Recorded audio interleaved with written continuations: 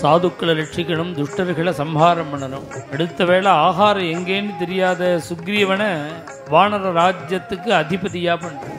தர்மத்தை யார் அனுஷ்டானம் பண்ணுறாளோ அவளை ரட்சிக்கிறது தான் தர்மத்தை ரட்சிக்கிறது. அந்த தர்மத்துக்காக தான் பகவான் வனவாசமே பண்ணுறான். அவதாரம் பண்ணியும் இவாளை ரட்சிக்காமல் இருந்துட்டமேன்னு ரொம்ப ஃபீல் பண்ணுறாலாம் பகவான்.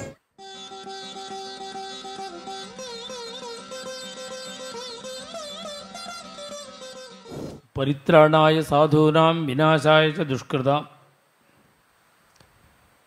சாதுக்களை ரட்சிக்கணும், துஷ்டர்களை சம்ஹாரம் பண்ணணும்.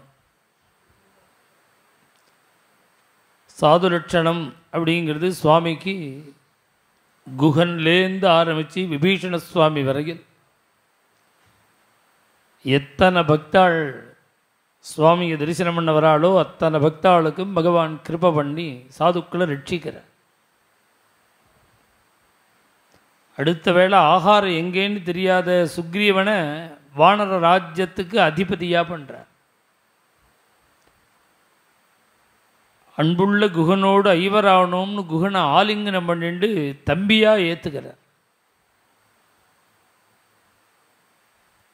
அண்ணாவால் திக்காரம் பண்ணப்பட்டு வந்த விபீஷண சுவாமிக்கு இக்கரையிலேயே லங்கா ராஜ்யத்தை பட்டாபிஷேகம் பண்ணி வச்சு பகவான் ஜகத்துள்ள பர்யந்தம் விபீஷண சுவாமிக்கு லங்கா ராஜ்யம் சிரஞ்சீவி விபீஷ். பரித்ராணாய சாதுனா விஸ்வாமித்திரருடைய யஜ்ஞ சம்ரட்சணத்தில் ஆரம்பித்து தாட்டகையிலேருந்து ஆரம்பித்து ராவணாதிகள் வரையில் விநாசாயச்ச துஷ்கிருதா அசத்துகளெல்லாம் பகவான் சம்ஹாரம் பண்ணுறார். இந்த ரெண்டு மாத்திரம் இல்லை, அவதார காரணம், மூணாவது முக்கியமான காரணம் பரித்ராணாய சாதுனா தர்ம சம்ஸ்தாபனார்த்தாய, தர்மத்தை நிலைநிறுத்துவதற்கு. தர்மத்துக்கு ரூபமே கிடையாது. தர்மத்துக்கு அது கண்ணுக்கு தெரியாது. கண்ணுக்கு தெரியாத தர்மத்தை ரட்சிக்கிறதுங்கிறது எப்படி? தர்மத்தை யார் அனுஷ்டானம் பண்ணுறாளோ அவளை ரட்சிக்கிறது தான் தர்மத்தை ரட்சிக்கிறது. மூணாவது முக்கியமான காரணமான தர்ம சம்ஸ்தாபனார்த்தாய, அந்த தர்மத்துக்காக தான் பகவான் வனவாசமே பண்ணுறார். எத்தனை ரிஷிகள் அத்ரி ஆசிரமத்தில் ஆரம்பித்து அயோத்தியா காண்டத்திலேயே ஆரம்பித்து ஆரண்ய காண்டம் முழுவதும் பகவானுடைய ரிஷிகளுடைய ரட்சணம் தான். காட்டுக்கு சுவாமி வந்தபோது எல்லாரும் முதுக காமிக்கிறார். கர்ப்பபூதா ஸ்தபோதனா,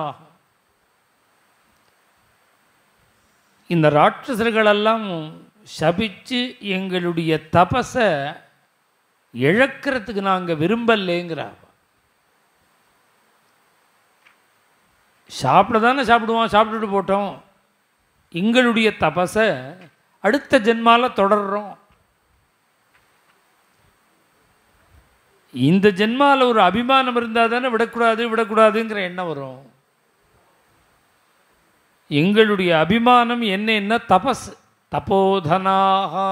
அதனால் இந்த ஜென்மா இல்லாட்டா அடுத்த ஜென்மாவில் தபஸ் பண்ண போகிறோம்.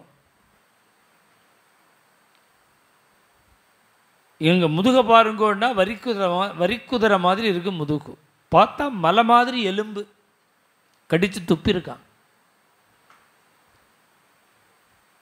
சுவாமி ரொம்ப வருத்தப்பட்டாராம். என்ன வருத்தம்னா, இவ்வளவு பக்கத்தில் இருந்துண்டு அவதாரம் பண்ணியும் இவாளை ரட்சிக்காமல் இருந்துட்டமேன்னு ரொம்ப ஃபீல் பண்ணுறாராம் பகவான். அதுலேருந்து என்ன அன்னைக்கு ஒவ்வொரு ஆசிரமத்துக்கும் போய் எப்படி இருக்கேன்னு கேட்டு என்ன வேணும்னு கேட்டு இப்படி ஒரு ரிஷிக்கு அபயம் கொடுத்தாருன்னு தெரிஞ்சவுடனே எல்லா ரிஷிகளும் வந்துட்டா சுவாமியை பார்க்க. அத்தனை ரிஷிகளுடைய ஆசிரமங்களுக்கும் போய் பகவான் அவளை ரட்சிச்சான்ங்கிறது யதார்த்தம். ஆனால் சுவாமியினுடைய அபிப்பிராயம் என்னன்னா, அத்தனை ரிஷிகளுடைய ஆசீர்வாதத்தை பெற்றுக்கொண்டார். தீர்காயுஷ்மான் பவா தீர்காயுஷ்மான் பவான்னு அவள் ஆசீர்வாதம் பண்ணி பண்ணி பண்ணி அந்த ஆசீர்வாத பலத்தில் தான் மீண்டாராம் சுவாமி. இல்லைன்னா பின்னாடி நடக்க போகிற யுத்தத்தில் சுவாமி உயிரோடு இருக்கிறதே சாத்தியமில்லாதது. அப்பேற்பட்ட யுத்தம் எப்படி மீண்டார் சுவாமி அப்படின்னா ரிஷிகளுடைய ஆசீர்வாத பலம். மேலும் இது போன்ற சிறப்பான நிகழ்ச்சிகளை காண இப்போவே லைக் பண்ணுங்க, ஷேர் பண்ணுங்க, மறக்காம சப்ஸ்கிரைப் பண்ணுங்க.